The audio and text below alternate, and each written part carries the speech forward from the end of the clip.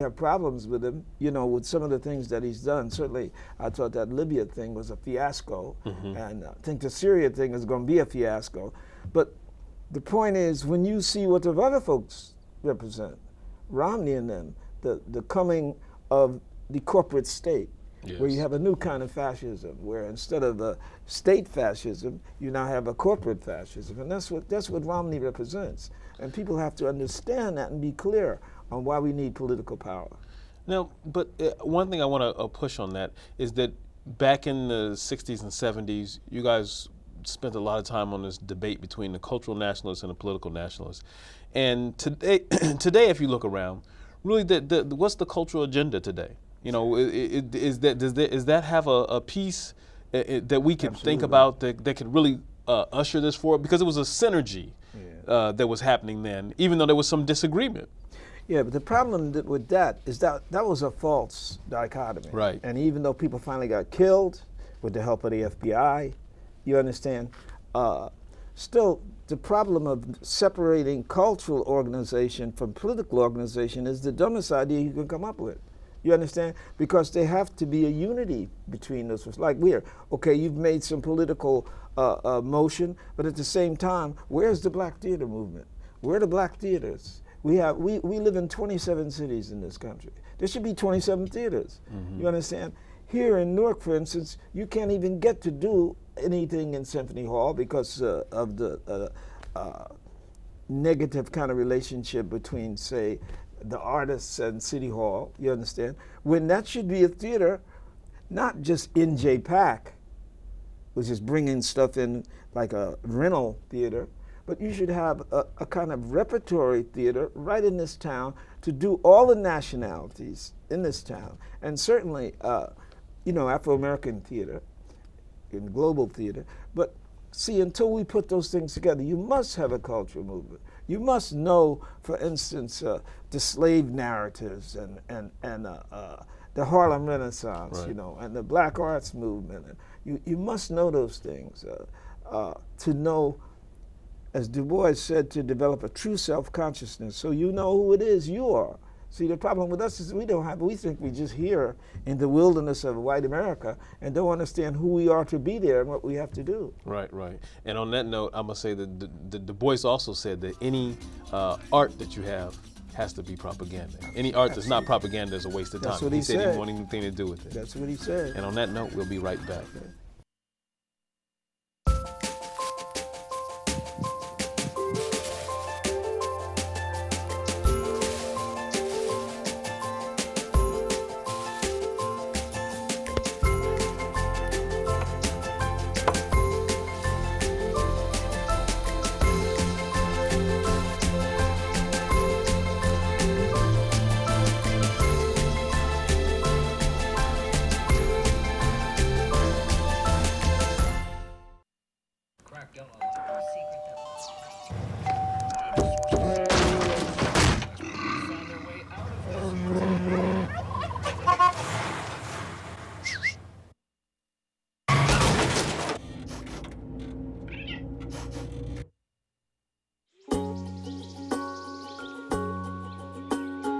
Getting closer to nature can get you closer to your family. Go to discovertheforest.org. Welcome back. This is Dr. Khalfani. We're here. This is The Pulse, and we're here with none other than Amiri Baraka. And with Mr. Baraka here, we want to talk about the great things he's done. And to this time, I really want you to think about looking at the fact that here you had the Poet Laureate of the state of New Jersey, the one and only Poet Laureate for the state of New Jersey. He'll always be the Poet Laureate for our community. But, we were talking about this arts movement, and I want to just follow up a little bit on that in thinking about, Harlem, Newark, arts movement. How do we get that moving again if we think about what Du Bois was saying, if we think about its value? Well, first we have to focus on the question of self-determination rather than running off to be in all these things and forgetting that your first responsibility is to develop a cultural presence in your own community, because that is an educational thing. It's educational. You see, now if we could do plays about Fred Douglass and Box Brown, you understand, and the movement of into the cities, the immigration into the cities, and all those things. If we could do those on the repertory all the time, the life of Malcolm X, not the Hollywood version, the life of Martin Luther King, to get theater that actually tells us our history, as colorfully as this corny stuff on TV, and then that is the political training you need. So you need artists who are politically aware and politicians who understand that the cultural development is important. And they must collectively put these things together. Now, we have the Lincoln Park Coast Cultural District that we've been working on now for, 8-9 years. We're putting on a music festival in July 27, 28, 29. We were trying to get NJPAC to help us bring the whole some kind of power to what we are doing at the south end of Broad Street. See, the north end of Broad Street, they got that NJPAC, the arena, even though they don't pay no taxes. But they're there doing that. But at the south end of Broad Street, it's still low. Since Symphony Hall is not working, Symphony Hall should be pumping, because that's right, that's the gym. I know. We're building a theater that will open in the spring, right at the site of Lincoln's church, where Lincoln spoke, and we hope then to be able to pump up life at the south end of that. And we still have in mind building a museum of Afro-American music in affiliation with the Smithsonian. So we're working on it.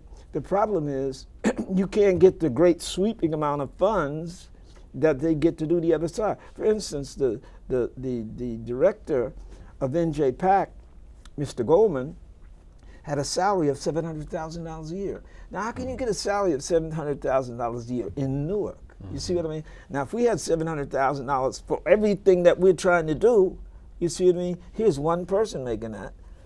But for everything we're trying to do, we don't have nearly that much. So it's a matter of the distribution of resources, obviously, and the organization, self-organization for self-determination. Right. Now, one other thing I wanted to probe into here is this. You mentioned a little bit about politics. We talked some about it. But there's this whole political idea, and I just want to spend a brief minute on it, that here you have this so-called post-racial idea that came up after the election of Obama. What's your take on that? Well, that's just, verbiage. Obviously, Trayvon Martin dispels that right away, Right. But I think the most important thing that Obama thing did is it brought the progressive white people, which is a minority, right, Afro-Americans, another minority, the Latinos, another minority, Asians, another minority, but those, quote, minorities together were able then to actually conquer the presidency. And we have to remember that without that kind of coalition, we are powerless. You see what I'm saying? Mm-hmm. We'll be in the hands of these new fascists, these people who want this kind of corporate dictatorship. So post-racial is a good idea, but it ain't real. Right. You know what I'm saying? And the only way to fight that is with a kind of coalition of these so-called minorities who can fight for democracy, mm-hmm. and say, stop things like Citizens United, which our boy Clarence and his wife put together, which enables the corporations now to give unlimited funds in elections. Right. So if they can give it unlimited funds, what does that mean about democracy?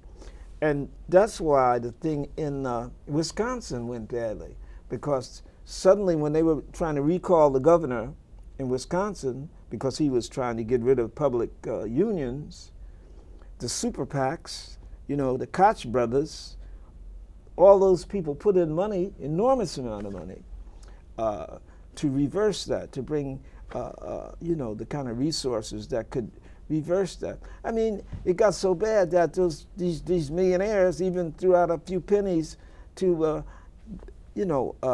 to try to bail out what's his name, Zimmerman down there. You know, so it's a question of the people versus the corporations, because that's the route to new fascism. You know? Hitler and them lost, but the point is people have to realize that they did not fight to get rid of fascism, but to take it over.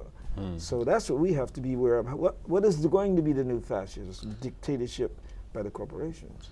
Well, let's kind of wrap up on this. Yeah. You, as someone who's always been in the fight, everything I've seen on you, everything I've read, has always been in the fight. Let's take a look 50, 100 years down the road.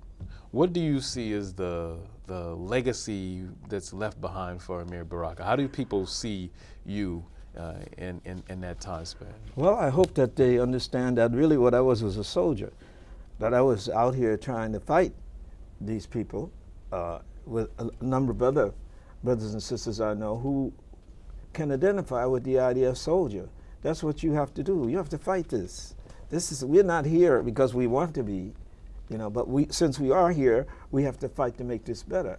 And it is, in that sense, where I say, you know, there are a lot of soldiers who don't even know they're soldiers, you know, but that's what you have to see your role, whether you're a writer, whether you're a teacher, whether you're a politician. You have to see yourself as a soldier against this kind of, you know, oncoming fascism, this kind of racism, you know, this kind of exploitation. Yeah. You have to assume that identity as a soldier. Well, I mean, I think that you've been a soldier, and I want to thank you for being a soldier. Okay. Being an example for those who come after you of being soldiers. So we want to thank you for joining us here. It's been great. We're here at the Pulse, being on the tip of what's going on in the African community. And we had the honor of having Amiri Baraka, who's a living legend, and he tells the story of the great things to come, really, by looking at what we have to do to address the changes that need to happen in our community. Once again, thank you for watching, and we'll see you soon. I'm Dr. Khalfani. Goodbye.